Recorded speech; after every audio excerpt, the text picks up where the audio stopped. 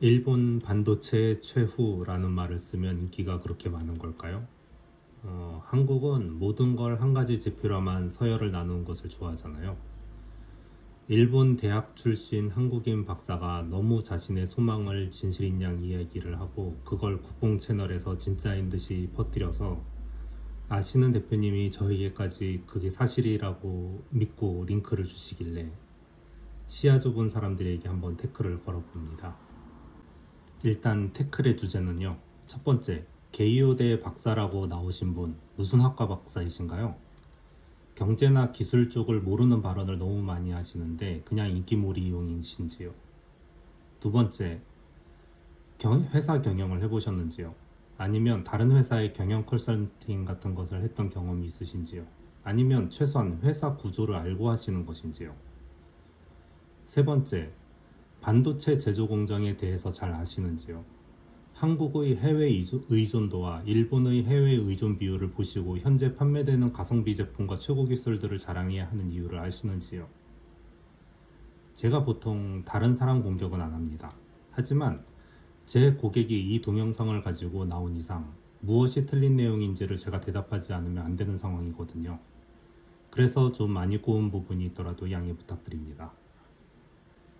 한국은 반도체를 몇 나노인지로 등수를 매기는 정도로만 정보가 있는데요. 일본이 가지고 있는 게 단순 메모리가 아닌 것을 데이터로 보여주려고 합니다. 언제나 이야기하지만 저도 틀린 내용을 말할 수 있기 때문에 가급적 진실을 이야기하기 위해서 최대한 근거를 기반으로 정리를 해보려고 합니다. 경제산업성에서 정리한 내용인데요. 반도체 분야의 분류입니다. 패브리스라는 것은 제조 공장을 가지지 않은 반도체 기업, 즉 설계나 ODM을 중심으로 하는 기업인데요. 퀄컴이나 AMD, 엔비디아 같은 게 있죠.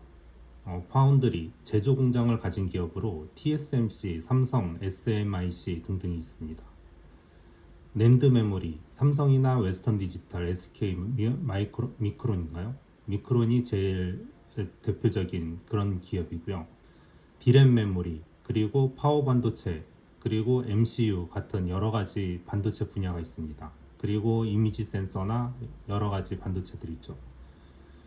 많은 반도체 분야에서 아직 일본 기업들이 많이 보이지만 한국은 국뽕을 위해서 메모리 반도체만 거론하잖아요. 하지만 다들 아시듯이 엔비디아의 가치가 훨씬 높고 인텔의 가치가 높지만 이야기하고 있지 않은 게 현실이죠. 일본의 경우는 전 분야를 분석해서 일본의 어디가 어느 나라에 뒤처져 있는지를 분석하고 어떻게 시장을 만들어 갈지를 고민합니다. 반도체 분야는 반도체 소재에서부터 제조 설비까지 모두를 말합니다.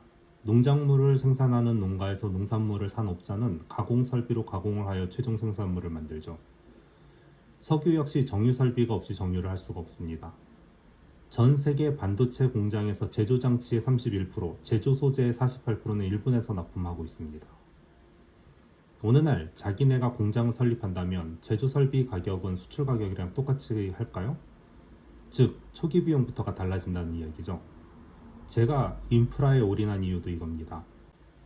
누군가 사업을 할 때 인프라 비용이 월 1억 들어가는데 제가 참여함으로써 10분의 1 비용으로 커버가 된다면 1년에 11억 정도의 경쟁력이 생겨서 이걸로 싸게 팔 수도 마케팅을 남들보다 더 할 수도 있죠. 수천억에서 수조 원이 필요한 설비 투자라면 이 힘은 아주 큰 경쟁력이 되지 않을까요? 제조 공장 이야기도 2나노 기술까지 발전하고 있는데 그 제조 장치는 누가 공급하고 있을까요? 제조 공장에 필요한 공정별 제조 기술 보유 기업 일람입니다. 녹색이 일본 기업이고 붉은색이 한국 기업이죠. 일본은 현재도 MCU나 다양한 산업용 반도체는 자체 생산을 하고 있기 때문에 제조 장치도 스스로 만들 수 있는 충분한 기술을 가지고 있습니다. 나노 공정의 가장 중요한 기술은 노광 장치라고 불리는 회로를 아주 얇게 그려주는 장치인데요. 이건 전 세계에서 92.8%를 장악한 ASML이라는 네덜란드 기업입니다. 결국 일본도 여기서 수입을 해서 만들겠죠. 때문에 라피더스에서 2나노부터 제조를 하겠다 하고 하는 이유도 다른 나라에서도 2나노 제조 공정을 연구하고 있는 시점이기 때문에 조금 늦더라도 누군가 성공했다면 같은 기계로 못할 게 없기 때문이죠. 참고로 현재 2나노 공정 제품을 양산하는 데는 아무 데도 없습니다. 제조 설비의 가격은 보통 소비자가의 10% 정도를 책정하는데요. 그건 업체마다 다르겠지만 R&D 비율이 높고 수요가 적으며 고장 등의 예비 장치, 그에 따른 창고, 재고 부담 등등 다양한 요소가 녹아 있어야 하기 때문이죠. 만약 자기 회사에서 뭔가 하려는데 이 장치를 제공하는 것을 소비자가로 처리할까요? 물론 장치 제조 회사가 지분 참여 또는 모회사가 참여했을 때의 이야기이긴 합니다. 그리고 다들 오해가 많은 게 있는데요. 일본에서 지금 중점적으로 생각하는 것은 소프트웨어 기술과 전력 효율 기술입니다. 삼성은 간단한 구조인 메모리 반도체 기술에 뛰어들었기 때문에 가장 중요한 것은 집착 기술인 거죠. 얼마나 작게 만드느냐가 제조 원가를 줄이고 고용량을 쉽게 만드는 것이고, 그에 대한 발열 문제가 적어서 아직까지 메모리에 펜을 달아야 한다고 생각하는 사람들이 적잖아요. 이게 무슨 상관이냐고요? 소프트웨어 기술이란 메모리와 반도체와는 달리 MCU 같은 자체 펌웨어가 들어가는 칩에 사용되는 기술입니다. 소프트웨어 기술에도 엄청나게 힘을 쓰고 있죠. 이전에 말한 엔비디아보다도 절대적으로 빠르진 않지만 전력단 처리 성능은 10배의 펌웨어 제작에 성공했다는 기사가 있었잖아요. 현재 일본에서의 관점은 AI로 인해 막대한 전력 소비가 이루어지는 가운데 전력이 부족해서 전기 비용은 늘고 있는데 10분의 1 비용으로 동일 처리가 가능한 MCU가 나왔다면 10배 비싸도 쓰겠다면 엔비디아에 가겠지만 그 외에 가성비를 따지는 기업이라면 일본의 제품을 선택하지 않을까요? 엔비디아의 성능에 필적한 만큼의 장치를 늘리면 엔비디아와 같은 처리 효율로 10분의 1 전력으로 커버 가능한 환경이 만들어지는 것이죠. AI 도입에 따른 전력 사용량의 변화까지 분석하여 반도체 시장의 방향을 결정하고 있습니다. AI를 자체 도입하시려는 고객분들은 이게 뭘 뜻하시는지 아시죠? 제 사례의 그 기업조차도 그동안 160억을 5년마다 들여야 했던 것이 다른 장비 포함 40억도 들지 않게 된다는 이야기입니다. 그래도 비싸고 전기 비용이 10배나 드는 엔비디아를 쓰시겠나요?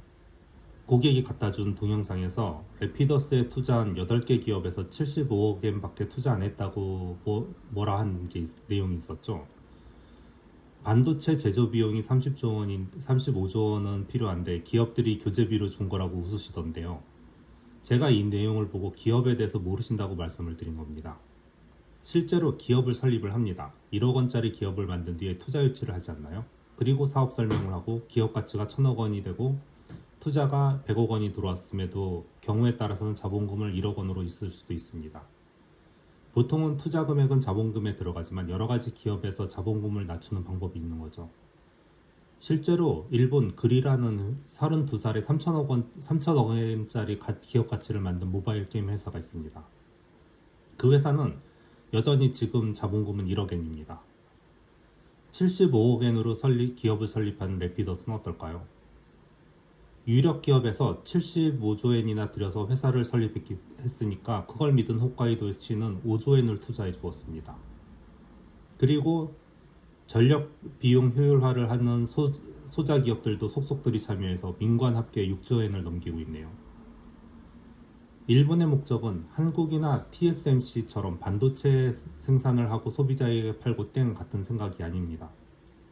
이미 10여 년에 걸쳐 반도체 서플라이 체인 분석과 그 속에서 일본의 강점, 그리고 삼성이나 TSMC가 진입할 수 없던 다양한 분야를 분석하고 사이징 후 공략 방법을 만들었습니다. 일본은 공업 국가입니다. 그리고 자동화 최첨단을 달리고 있죠. 자동화에는 반드시 MCU 등의 소프트웨어가 탑재된 프로세서가 필요합니다. 자동차를 만드는 로봇팔이나 반도체 제조 장치에 들어가는 칩, 자동차에 들어가는 ECU, 자동 운행 장치, 요즘 핫하다는 로봇이나 드론, 밥솥, 냉장고 등등 생활에 모든 필요한 제품에는 CPU 메모리 OS가 포함된 MCU가 반드시 들어갑니다. 여기서 엔비디아의 칩이나 인텔 칩 같은 게 들어가지 않잖아요. 심지어는 AI에 접목된 고도화된 MCU를 필요로 하고 있고, 배터리에 들어가는 BMS라는 과충방전 보호 칩조차도 MCU입니다. 이런 MCU의 수도는 광대해져 가고 있죠.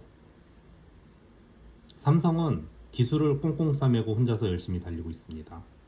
일본은 NSTC, IMEC 등등 여러 나라의 연구기관 및 기업 등의 투자 및 연구원을 보내서 다양한 공동 연구를 하고 있습니다.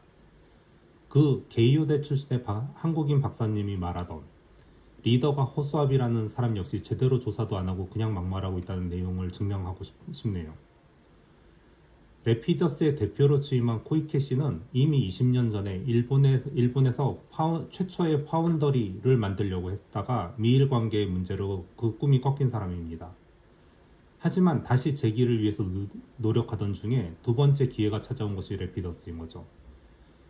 그래서 20년간 만약 한다면 어떻게 하겠다를 버리지 않고 준비해둔 것을 여기서 다시 펼치려고 하고 있습니다. 초단기 TAT, 턴 어라운드 타임이라는 하나당의 제조 시간을 얘기하는데요. 초단기 TAT를 내세워서 대량 생산하는 것이 아니라 고성능 MCU 등의 목적성 반도체를 주문량에 맞춰 바로 찍어내는 방법으로 래피더스를 운영할 것이라고 했습니다. 그냥 무늬만 대표라면 밑에 맡기지 자기가 솔선해서 이런 전략을 수립할까요? 일본의 저력에 대해서 이야기하시는 많은 분들의 콘텐츠를 보면 아시겠지만 일본은 언제나 시작은 늦습니다. 하지만 그걸 따라잡는 속도는 언제나 빨랐습니다. 즉 한국은 일단 시작해보면서 경험으로 배우면서 성장을 합니다. 때문에 초기에 앞장서 나갈 수 있죠. 하지만 결국 벽에 다다르면 원천기술이나 기초과학에서 막힙니다. 물론 그 벽을 경험으로 허물어 가고는 있지만 그에 따른 기회비용이 엄청나게 들죠. 그래도 그 방식으로 성장을 해왔기 때문에 칭찬할 만은 합니다. 일본의 경우는 장애물이 생길 것을 모두 배제하고 나서 출발을 하기 때문에 항상 다른 나라에 비해서 늦게 시작하지만 모든 걸 배제하고 출발하기 때문에 그 가속도는 엄청나죠. 2002년경에 일본은 아직도 PC98에 느린 ADS를 썼잖아요. 한국은 그때 광케이블이란 게 깔렸다고 얘기는 하지만 지금은 일본은 이미 2010년경에 상용화된 200mbps짜리 무선 다운로드용 모바일 와이파이가 있는데 한국은 어떤가요? 현재도 60mbps가 되는 지역이 많지 않다는 얘기를 들었는데요. 제 개인적인 생각이지만 처음에 2나노 공정이 만들어질 때까지는 아마도 여러 번 실패를 할 것 같습니다. 그동안 공백이 있었잖아요. 하지만 국뽕에 취해서 한국 최고하고만 있다면 쉽게 따라잡힐 게 보이네요. 빠른 경제 성장을 이룬 나라는 빠르게 몰락했습니다. 필리핀, 태국, 아르헨티나, 베네수엘라. 하지만 일본은 30년이 넘게 이제 독일의 몇 분야를 밀린 정도로 아직도 건재합니다. 한국 역시 빠른 성장이 있었지만 가계부채가 1000조가 넘었고 언제 터질지 모르는 폭탄을 안고 있습니다. 이제 한국이 해야 하는 건 무엇일까요? 그냥 일본을 비웃으면서 해해하고 있어야 할까요? 끝.